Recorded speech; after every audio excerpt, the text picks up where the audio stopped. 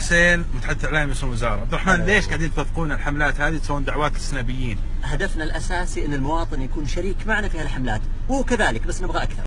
منصور، من المهم ان نوضح للناس، اليوم بدت الاجازه لكن احنا عملنا مستمر، اليوم اول اجازه وفيه مداهمات وجولات على المراكز، لانه الحين مواسم مراكز تجاريه. بالضبط، والجولات هذه مستمره حتى في العيد وفي كافه مناطق المملكه يا منصور. واللي يستقبلنا بلاغات 24 ساعه. بالضبط، طيله ايام الاسبوع. وحتى بالعيد. حتى بالعيد. الله يوفقك. الله يحفظك. عبد الرحمن، اذا لقى المواطن ثغره وش ممكن يتعاون معكم فيه؟ على طول يقدم بلاغ، يا سواء الهاتف مركز بلاغات 1900 ولا يرفع لتطبيق بلاغ. رخصة معادن ثمين لابد موجودة في كل موقع، الموقع اللي ما يحصل له الرخصة يغلق مباشرة. الله يقويك.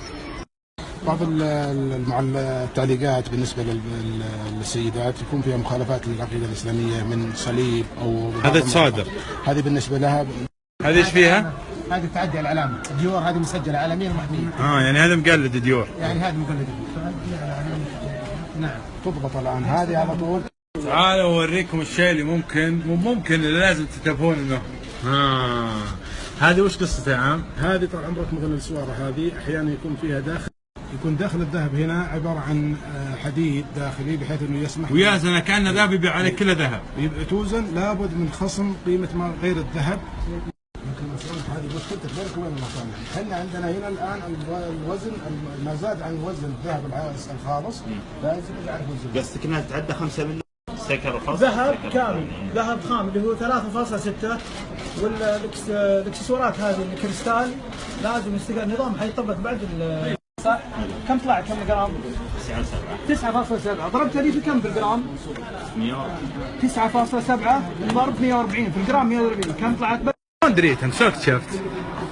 هذه واضحه، دي لازم اساسا بالنسبه للسوارات اللي تجي مجوفه لازم، لان هذا مرمي ذهب قليل مره.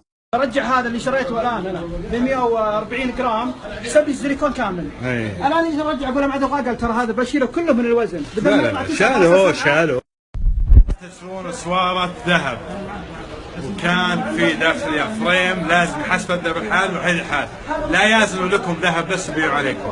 سلام، الحين بيجونك الحين بيجونك. خلوا اوريكم شيء جريمة. شوفوا هذا عيار 18، شوفوا يوم شقوا وزارة التجارة وش لقوا بوسطه؟ حديد، محل ذهب. أعوذ بالله. هذا اللي ذكرناه قبل شوي. هذه برضه عندنا. بعطيك حبة راس. والله.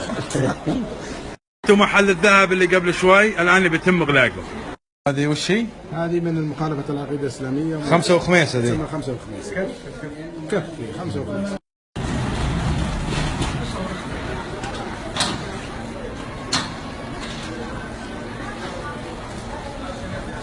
طبعا هذول ما يسلمون، يتم ضبطهم الآن، تحط لوح على محلاتهم يرجعونهم بكرة.